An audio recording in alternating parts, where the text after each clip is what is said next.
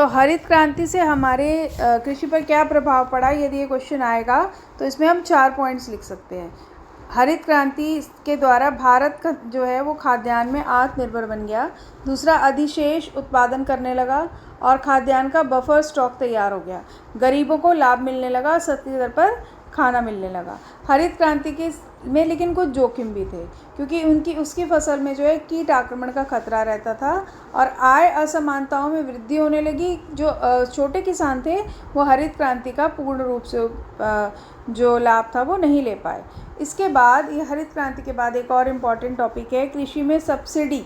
कृषि में जो सब्सिडी दी जाती थी, किसानों को मदद दी जाती थी पैसे से संबंधित, इसके ऊपर बहुत से अर्थशास्त्रियों ने और बहुत से लोगों ने इस पर विवाद खड़ा किया।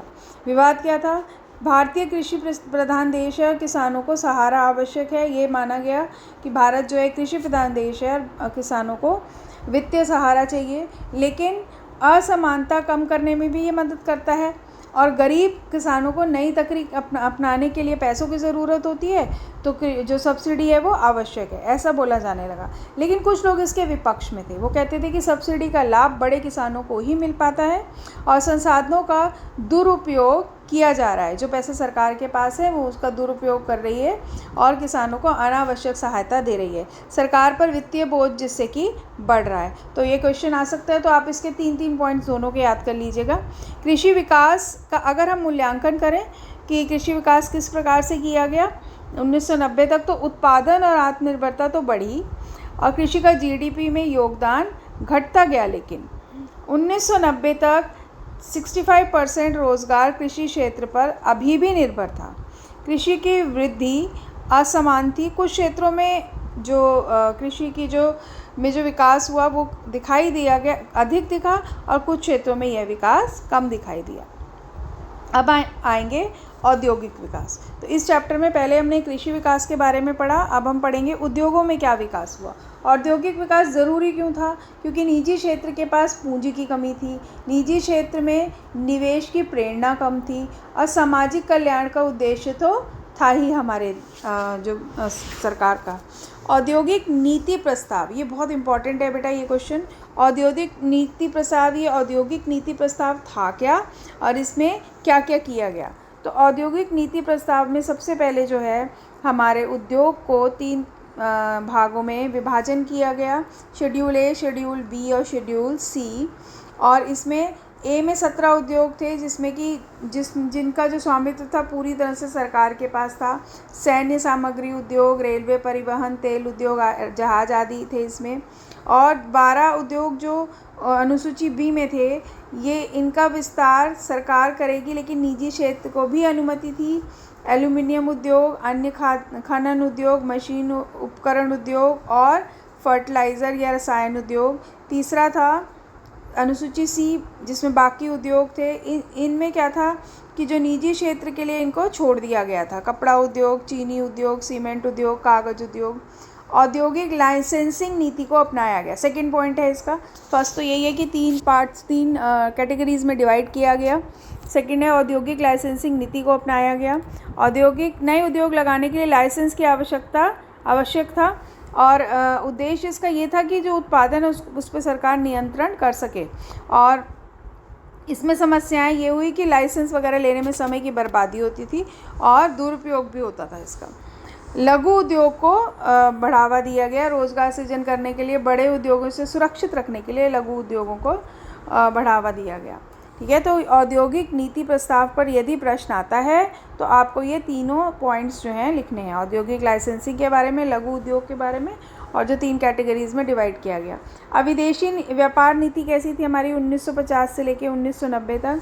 आयात प्रतिस्थापन की नीति थी। ये भी बहुत इंपॉर्टेंट है। इंपोर्ट सब्सटीट्यूशन, आयात को प्रतिस्थापित कर दिया गया कि हमारे देश में आयात कम से कम हो, उसके लिए स्टेप्स लिए गए।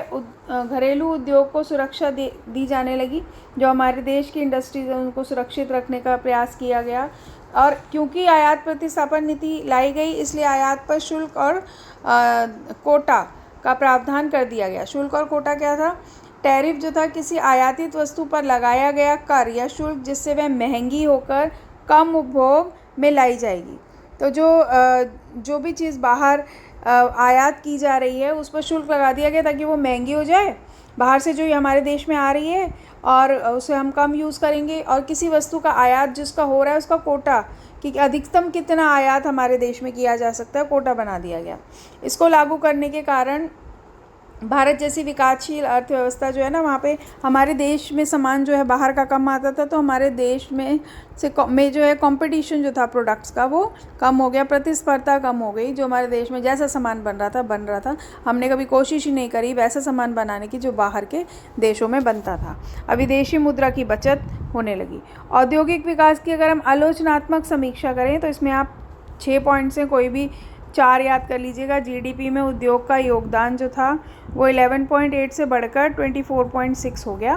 दूसरा, सार्वजनिक क्षेत्र का योगदान उल्लेखनीय रहा, बढ़ गया।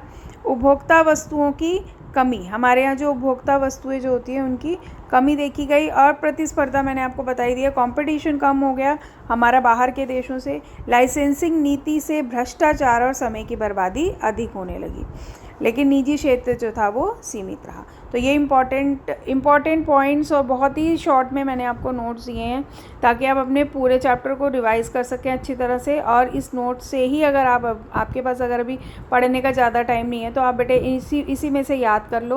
और लेकिन अब बाद में बुक्स ज़रूर पढ़ना, बुक से थोड़े डिटेल नोट्स और ज़रूर एग्ज़ाम के लिए कर लेना। थैंक यू बेटा।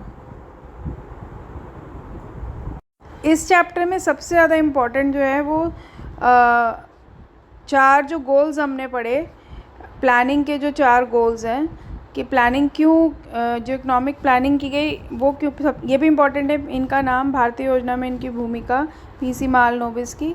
और इसके बाद हरित क्रांति बहुत इम्पॉर्टेंट है, इसको अच्छी तरह से पढ़िएगा। और हरित क्रांति जो है कौन कौन से राज्यों में सफल रही और इसके असफल होने के भी क्या कारण थे, और इसमें जो अलग अलग तरह के प्रयास किए गए। इसके अलावा 1956 का जो ये औद्योगिक वर्गीकरण है, इसमें भी क्वेश्चन आ जाता है। और इसमें जो हमारी नीति है, औद्योगिक नीति, इससे संबंधित भी क्वेश्चन ज़रूर आता है बेटे, इसको अच्छी तरह से पढ़िएगा, इसके सारे पॉइंट्स याद कीजिएगा। और एक हमने यहाँ पे देखा था, हाँ, ये भारतीय योजना में कि पंचवर्षीय योजनाओं के मुख्य उद्देश्य, ये उद्देश्य डायरेक्ट ना पूछ के इसको इस तरह से पूछा जा सकता है कि जैसे महिलाओं को समान का अधिकार जो है, ये कौन से पंचवर्षीय योजना का कौन से उद्देश्य के बारे में बताता है। तो डायरेक्ट क्वेश्चन ना पूछ के कि 4 आप उद्देश्य लिखिए, ऐसे भी क्वेश्चन आ सकता है। तो इनको डिटेल में पढ़िए। आप इन पॉइंट्स को याद करने के लिए नोट कर सकते हैं, लेकिन बाद में अपनी बुक में इसको डिटेल में ज़रूर पढ़िएगा।